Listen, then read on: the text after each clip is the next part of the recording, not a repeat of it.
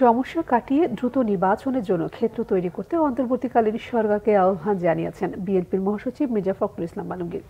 প্রতি বিপ্লবের যে আশঙ্কা তৈরি হয়েছে, রাজপথে থেকে তা প্রতিহত করতে সবাইকে ঐক্যবদ্ধ থাকার আহ্বান জানান তিনি। সংখ্যালঘু নির্যাতনের ব্যাপারে ভারতীয় গণমাধ্যমে ফেক প্রোপাগান্ডা চালাচ্ছে বলে অভিযোগ করেন মির্জা ফখরুল। আরও জানাচ্ছেন জাহাঙ্গীর আকন্দ।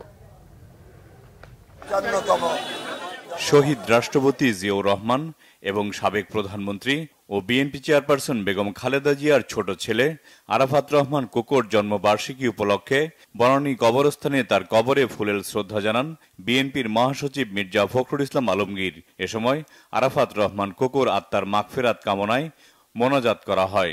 পরে সাংবাদিকদের বিএনপির মহাসচিব বলেন, আরাফাত রহমান কোকো দক্ষ ক্রীড়ার সংগঠক ছিলেন।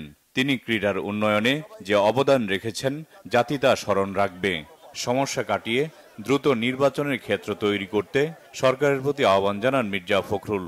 আমি অনুরোধ করব কেন্দ্রীয় গভর্নমেন্টকে যে অতি দ্রুত নির্বাচনের জন্য একটা ক্ষেত্র তৈরি করা এবং সমস্ত বিপদগুলোকে কাটিয়ে সত্যিকার অর্থেই একটা মুক্ত বাংলাদেশ নির্মাণ করার জন্য যত তাড়াতাড়ি সম্ভব তারা একটা নির্বাচনের ব্যবস্থা করবেন।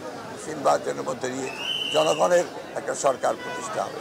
আমি প্রতি বিপ্লবের যে আশঙ্কা, সেই আশঙ্কা থেকে দেশে মুক্ত করবার জন্য অত্যন্ত সজাগ থেকে রাস্তায় থেকে চক্রান্তকে প্রতিরোধ করবার সকল ব্যবস্থা গ্রহণ করবেন। যুক্তরাষ্ট্রকে সেন্ট মার্টিন দ্বীপ না দেওয়ার কারণেই ক্ষমতা ছাড়তে হয়েছে শেখ হাসিনার এমন বক্তব্যের সমালোচনা করেন মির্জা ফখরুল। বকওয়াজ নিজে যখন ব্যর্থ হন সেই তখন তারা অন্যের ঘাড়ে দোষ চাপানোটা তাদের এটা একটা বৈশিষ্ট্য। আমরা স্পষ্ট করে বলতে চাই, এটা ছিল ছাত্র জনগণের নাগরিকের একটা স্বতঃস্ফূর্ত গণজাগরণ। সেই গণজাগরণকে সুসংগত করাই এখন আমাদের একমাত্র কাজ। শেখ হাসিনা বলুন আর অন্যান্যরা বলুন, তারা সবাই এখন এটাকে বিভ্রান্ত করার চেষ্টা করবে।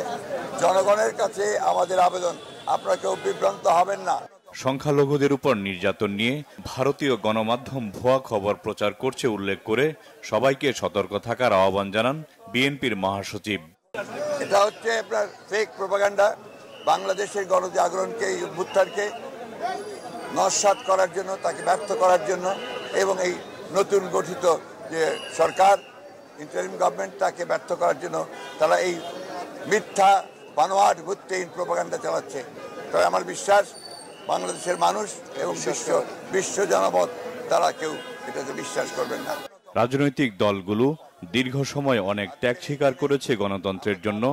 এবার ছাত্র জনতার গণ অভ্যুত্থানে সে দাবি আদায় হয়েছে বলে জানান বিএনপির মহাসচিব। জাহাঙ্গীর আকন্দ, বাংলা ভিশন, ঢাকা।